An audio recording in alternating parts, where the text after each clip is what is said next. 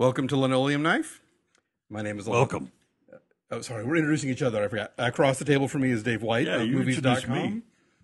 You tell everyone who I am. If you'd stop talking over me. I'm fixing to. Across the table from me is Dave White of movies.com. And that was Alonso Duralde, and he writes for Movie Line, and he has also a book called Have Yourself a Movie Little Christmas that's out right now. Available right now. So this week we are talking about Morning Glory, directed by Roger Mitchell. And Who is that dude? He did Notting Hill. Oh, he did Notting Hill? Yeah, you like Notting Hill. I like Notting Hill. Now, Notting Hill's all right. I'm cool with Notting Hill. We're talking about Morning Glory and Chris Morris's Four Lions. So he made Notting Hill. He made Notting Hill. You see, here's the thing. I go into these movies, and I don't ever Do the know. basic research? No, I don't because I like to approximate the experience of being the kind of person who walks up to the box office and says, "What do you got? What do you got? I want to see a movie. I'm done shopping if for you now. have ever worked in a I'm multiplex, full of Wetzel's pretzels, and I want what to see a little starts movie. next? I What's don't next? care what it is. Yeah, I don't really care. I just want to sit in the dark for a while. You got and put my bags down. Yeah, you got The Expendables. I'll watch that. You got, Morning Glory. Sure, I'll watch that. I'll take it. What's that about? So So no, I seriously go in and I see so many things. I see like 5 to 10 movies a week. yes, And half the time, seriously, about 50% of the time, I walk into the movie. I may know one or two of the people who are in it. Maybe, sometimes not. Like, I'll just walk in and surprise me. I'll just be like, I don't know who made this. I don't know where it comes from. I mean, unless it's something I've been really dying to see. Like I knew that I was going to see Trash Humpers the day I saw Trash Humpers. I knew I was going to see what's the Tilda Swinton movie? I Am Love. I knew I was going to see that because I love Swinton.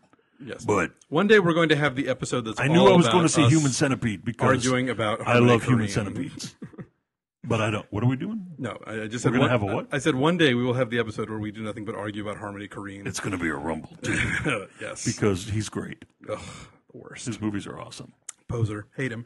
Anyway, Morning Glory, directed by Roger Mitchell, written by Aileen Brosh McKenna. Oh, she's terrible. Yes. Okay, I take that back a little bit. Okay, Like, she did The Devil Wears Prada, which was okay, but The Devil Wears Prada was really funny, but it failed because because it punishes the career girl for having career ambitions. And that's stupid. She needs a man and needs to give up these work ideas or she's going to wind up old and alone like mean old Meryl Streep. And nobody needs a man. No. Not even men. You need a career. You need a career. You got to get that money. You need to get the money. And so this movie, so this movie is also Devil Wears about Prada. They sort of yell at Anne Hathaway because she wants to work all the time and have a career. This woman also wrote 27 Dresses, which is like a toxic sinkhole of depravity. It's like the devil writes movies. Yeah, it's this like the chick flick. And I hate to even use that expression, but it's a chick flick that hates chicks. Hates chicks. Yeah, it's like oh my God, I have to be married. Man, I have to be married right now. Yeah. And then the next one will be like I have to have 27 babies right now. If I were a woman, I would bring a hammer into the theater with me and just constantly hit myself in the head with it. Like because I can't imagine what it's like to sit in a movie. Any movie, all the time. It's not even just movies that are aimed at women. It's just like all movies. Like what did I recently see with Michelle Monaghan? Go to the premiere and hit. Michelle Monaghan was like the lady in the movie. Due Date. Just Due Date, right? You know what? I bet she could be funny. She has been funny. I bet she's been funny. What has she been funny in before?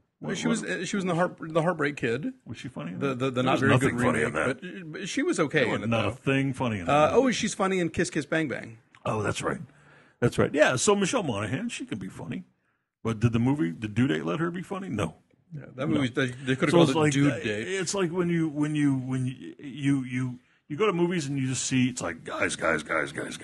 And then, here's the lady, and she's the lady. She's there to suck the life force out of you, the girlfriend, or to be like the helpful doormat. It's annoying. I notice it. It's annoying. I'm a guy, and I notice this. But Morning Glory is not terrible. No, It's funny. It's way Sometimes better than I it's- thought it was going to be Yeah. based on the trailer. Yeah. The basic premise. I was dreading it. Rachel McAdams plays a young girl who has always had ambitions to work in morning news, and She's got spunk. she's got spunk, just like Mary Richards in the first season. And she gets a job at the Fourth Place Network for the Fourth Place morning show. Right. Becomes the executive producer, one in a series of them, and tries to fix things by hiring stately Cronkite-esque newsman Harrison Ford into co-anchoring with former beauty queen Diane Keaton. And hijinks ensue. And while what the movie has to say about the media is kind of grotesque, like the Holly Hunter character in broadcast news' head would explode over this movie because it basically champions the idea that, yes, of course, morning news shows are fluff, and that's awesome. And if you try and make them serious, get with it, daddy-o. But on the other hand, the movie does not punish her for being super career-driven and not, focused on her personal life. I mean, the person who gets the speech about how having a personal life is more important is a dude like Harrison Ford says. Oh no, he delivers the speech to her and tells her, "Oh, you're going to be old and alone," and she kind of just looks at him and goes, "Yeah, whatever. Yeah, I'm busy." But the movie does not punish her the way that they do in like Devil Wears Prada and so many other movies. She gets to do it. She gets to have it all. Yeah. She also gets to have that Natasha Bedingfield song. Yes, and what's his face? Patrick Wilson. Patrick Wilson, he's very blonde. Yes. Yeah. Yes, he is. But I laughed a lot. I was kind of surprised. The trailer made my teeth hurt. I thought this is going to be like a slog. And, your mom is going to super love it. Yeah. Anyone out there with moms? My mom's already crazy for the trailer, and the trailer's sickening. Yeah. And so she's actually going to love the movie because she already loves the trailer. So the really exciting thing is I think this kind of, if it doesn't break, it at least interrupts the Diane Keaton curse. Right. Because she is this, extraordinary actress and wonderful, screen comedian who over the last keeps 10 making years movies has like made the Mad worst Money. movies, Mad Money and Because I said so. Because I Said So, and just one after another, Nearly everything since Father of the Bride 2. Yeah, pretty much. It's with a few exceptions. It's like has been barf on like toast. somebody cast some kind of hex during the shooting of Marvin's Room, whereby Meryl Streep got to make all the good, popular, She got to keep successful being Meryl movies, Streep.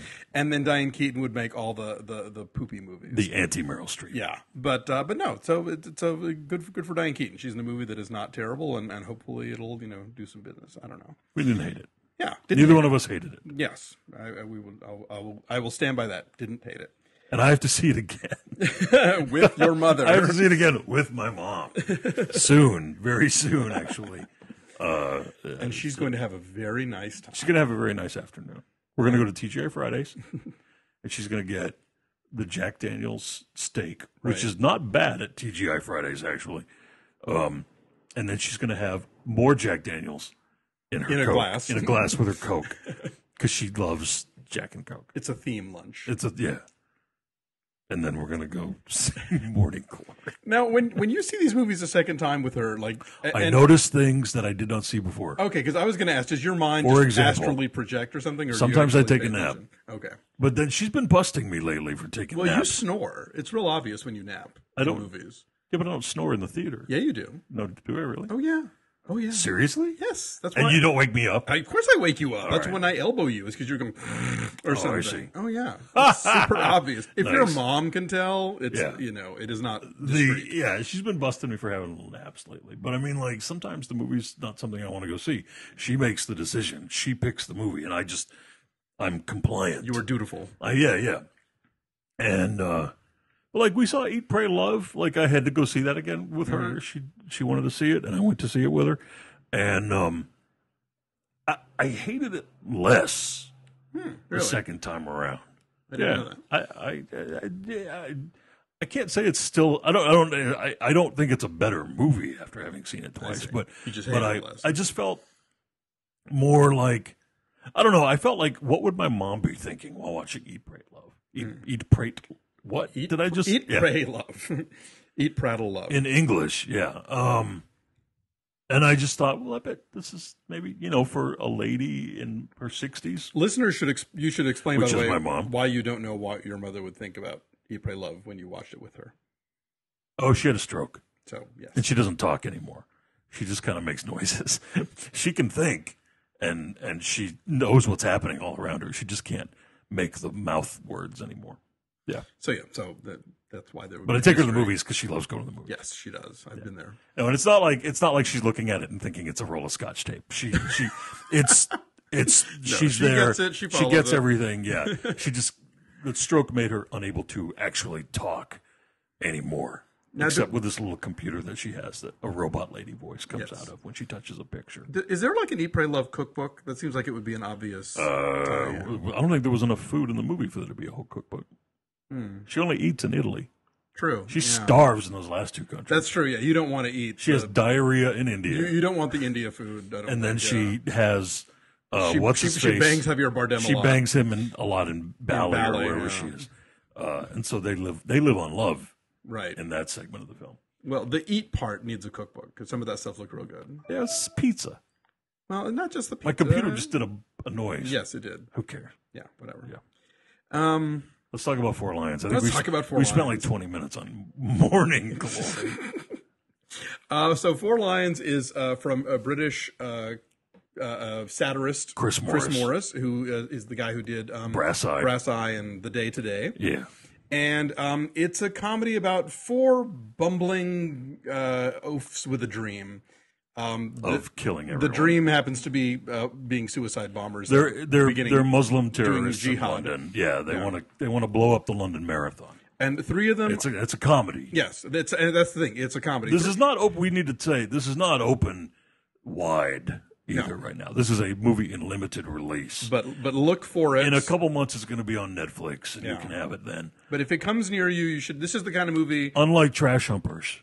Which is Netflix. Not on Netflix. Yes, I know. Stupid Netflix. And even as much as I hate Harmony Korine, I'm against Netflix not carrying. Why would you not do it? Like, what? Did they make an aesthetic decision? I've seen the goriest, nastiest, gnarliest horror movies streaming on demand. Yeah. On Netflix. No, I have no idea what their official reason was. I don't understand. I don't get it. What is that about? But Four Lions is the kind of thing that people should support in the theater if they can, because it's ballsy.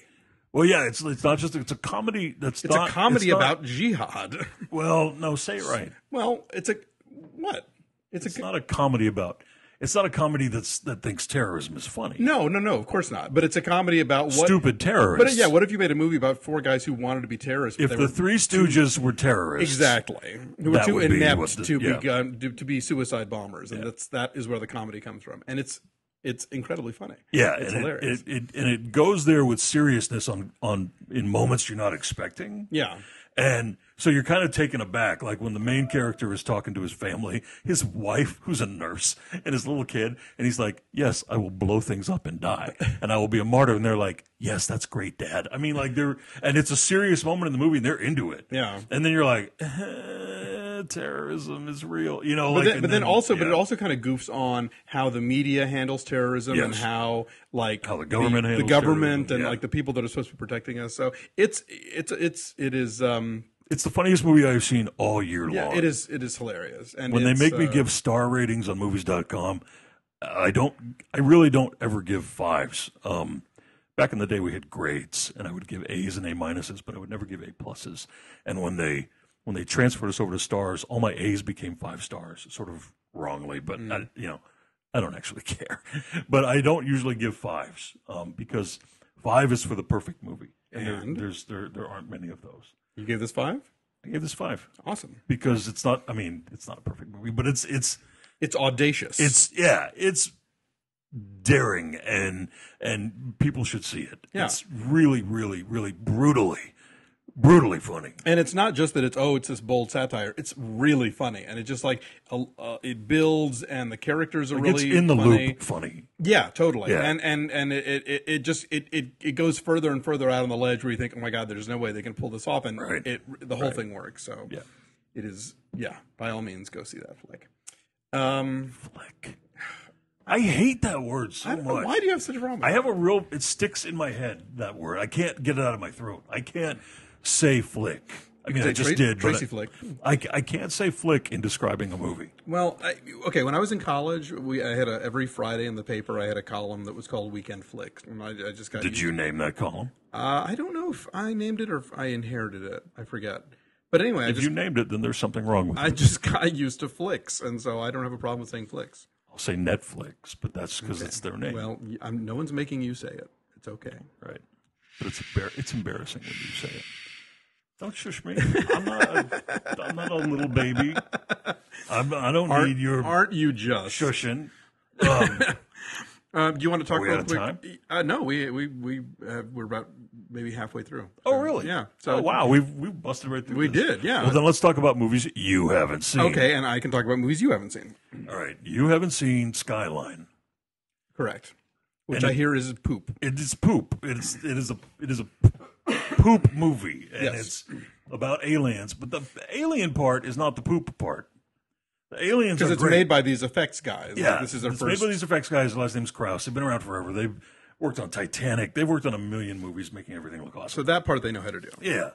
So they make these great aliens that look like floating Frank Gehry buildings with tentacles in the sky. They're just this asymmetrical, sort of confusing to look at. Like you look at them and you're like, I don't even understand what's happening with that creature. Is it a machine or is it a monster? And the answer is yes, it is Gotcha. both. It's part mechanical. It's alive. They're great. They are great aliens. And I wish there was a better movie. I wish there was a good movie involved in this, because when they do their alien job of killing and eating, you're cheering them on because not only are they doing it incredibly stylishly, but the people in this movie are all jerks. And do you root for the aliens? Yeah. You are. After 5 minutes, you realize like destroy Earth. It's kind of like in Cloverfield. You know how kind of douchey the people in Cloverfield were. Yes. Well, but they were written that way. Those people were like Dorothy Day. Okay, compared to Google it, kids. Yeah, those people were the Dorothy Day compared to the people in Skyline. The people in Skyline, they're in Los Angeles, which I suppose is some sort of like commentary. Come to Los Angeles, aliens, and low-hanging fruits. Everyone here because everyone sucks here. But they really did. They sit around, phone's ringing. Get that phone. We don't even care. Pick it up. You picked it up and you hung up? Yeah. That'll teach you to call us during our podcast. That's right. What was I even saying? Skyline, they come to Los Angeles LA. and it is ostensibly, it's sort of like they picked LA because everyone was so terrible they deserved to die. And the characters are so empty. There's one point so funny where there's an alien attack going on. People are dying. They're getting sucked up into the sucky part maws of these tentacle the Frank Gehry beasts. things, Yeah. Yes. And Brittany Daniel of Joe Dirt fame, she says to Donald Faison, who has just recently cheated on her before the aliens came, we have to talk about this. And he goes, let's talk about it later. But it doesn't matter because then they both get killed. Oh, well. Spoiler. But you're like, I'm sorry, there's monsters outside. Let's talk about a relationship. Yeah, let's talk about our time. relationship. This is the kind of movie, and the movie doesn't even mock them really for that. It's sort of like, this is just what people would do, obviously. When facing death. From a monster. So then I saw Unstoppable as well. Unstoppable is not based on the song by Melon King. Which was not called Unstoppable. I know. I just like saying Unstoppable. Sing the real song. Well, I like doing my joke version, which is train, train, train, train, train. Yeah, don't do that. Because there's a train in Unstoppable. There's a runaway train. It's got toxic chemicals. It is a missile the size of the Chrysler Building, says Rosario Dawson. And then Denzel Washington and Chris Pine from Star Trek, they have to get on the train. They have to hop on that train and stop it. And the train has children on it? No. The train's going to hit the kids on the okay. other train that's coming in the opposite direction. There's two trains. There's a couple trains. Ooh, okay. There are several trains in this movie, but one of them is the monster killer train. The missile. It's like the Jaws train. It's like, and they shoot it in a way that this train really, it's like this train has an anti-person vendetta. Like, it is so Thomas the Tank Engine menacing. has had it. Yeah, Thomas the Tank Engine has had it up to here. This time it's personal. Yeah, and but it's great because you know how it's going to end, unless you've never seen a movie before, and yet you don't care because you're so happy watching the train destroy things and stuff get blown up, and it's all real, no CGI.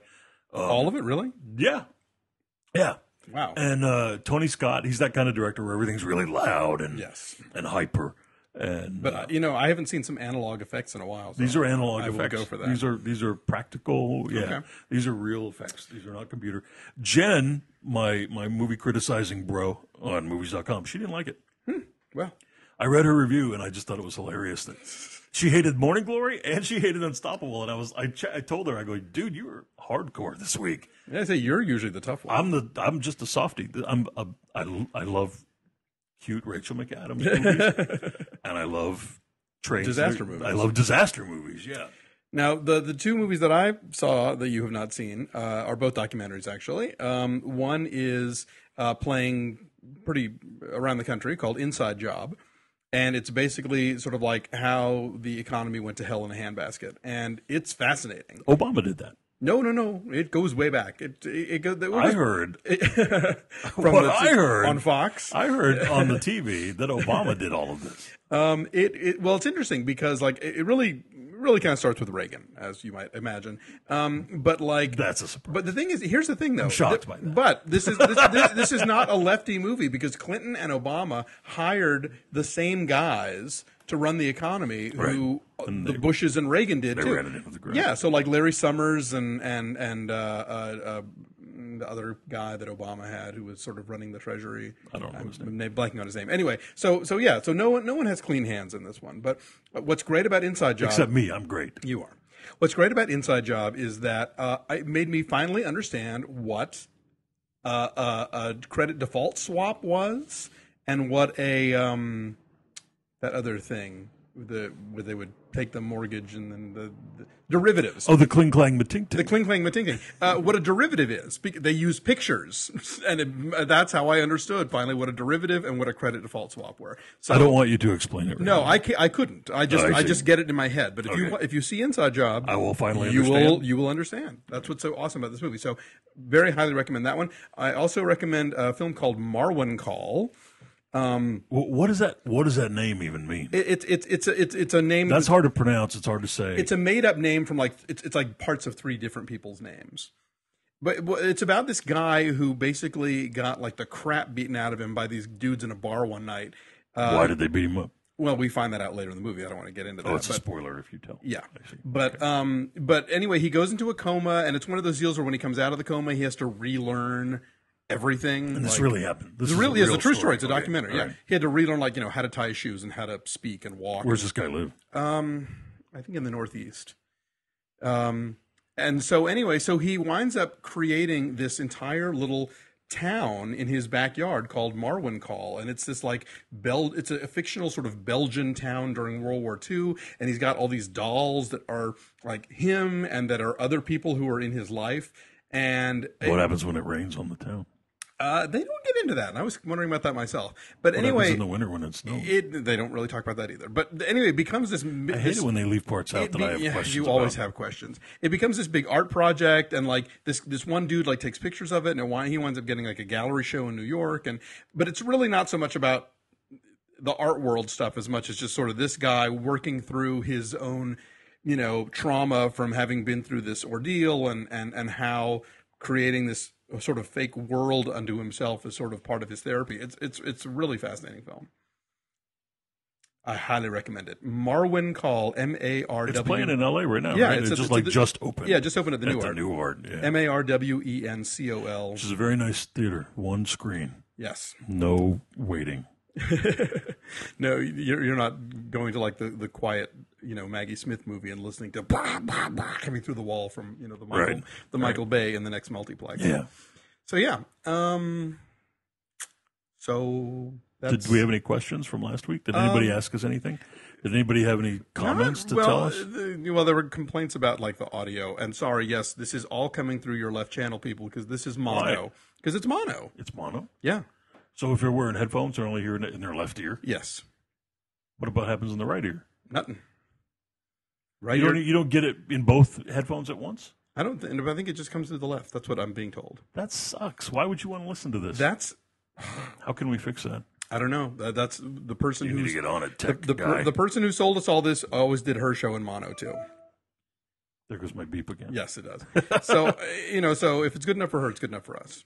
Hopefully our levels are better. Cobb, our friend Dave Cobb, When I wrote us listen something to about, the Popcorn Mafia, I get it in both ears. well, then maybe we're in both ears. But I we're get gray in both of my ear we're holes. one channel. So, and then and our friend Dave Cobb made some suggestion about something I was supposed to do in GarageBand, but I have no idea how. So he can come over and fix that for us sometime if he wants, because I don't know. Something about auto compressing or something. So if one of us is louder than the other, sorry, we're still working on this. Yeah. Are we done? We can be, yeah. How many minutes was that? We're coming up on half an hour. That's plenty. Yeah. We So don't want to go more than half an hour. let's plug some stuff real Bore quick. people. Other podcasts we love. The Comedy Couch with Dennis and Tony from our friends Dennis Hensley and Tony Tripoli. Yeah. The Popcorn Mafia, as mentioned, with Gray Drake. Right. The IFC podcast with Matt Singer and Allison Wilmore. They Right. are terrific. And, of course, Blowhard featuring our friend Malcolm Ingram. That's correct. And with Kevin Smith and or a variety of rotating guests. Right. And as Dave You're mentioned... going to be on... No. No. Are you going to be on Blowhard? No, I'm going to be on Popcorn Mafia. But what about the other sister? Is that a thing that's going to happen? I don't know. Is that going to be a podcast? I don't know what's You're going happening to with that. co-host the screening of the other sister. Yeah, At which the Smodcast. right, but I don't know. But when is that happening? I don't really know yet. So You don't even know the date? they're not sure. It might be Thursday, but I don't know. Are you making this up? No, no one's gotten back to me with a firm answer. So when I know, I will share with the Linoleum Knife Nation, All right. whatever our listeners are called. Can we have some metal outro music? Because we've that sort of Pizzicato 5 stuff at the beginning, and I think because our title comes from a song by Mastodon, I think we need to have really sort of doom outro Yeah, music. nobody but you wants. That's that. what I want. No. I want that. Yeah. That's a yin and yang. Like you have your sort of jumpy, bouncy, colorful stuff at the beginning, and then at the end we let them understand that life is pain. No, we're not doing that. I want to do that. No. As Dave mentioned at the top of the hour, my new book, Have Yourself a Movie Little Christmas, is now available, and I will be on the road in December, hosting screenings and bookstore appearances in various cities, and we'll talk about that more as we get closer as well. So that's that's us this week. I never get my way. Goodbye. That's right. You never will. Thank you for joining us. Tell your friends, and you can always drop us a line at linoleumpodcast@gmail.com, and we'll see you next week. Thanks.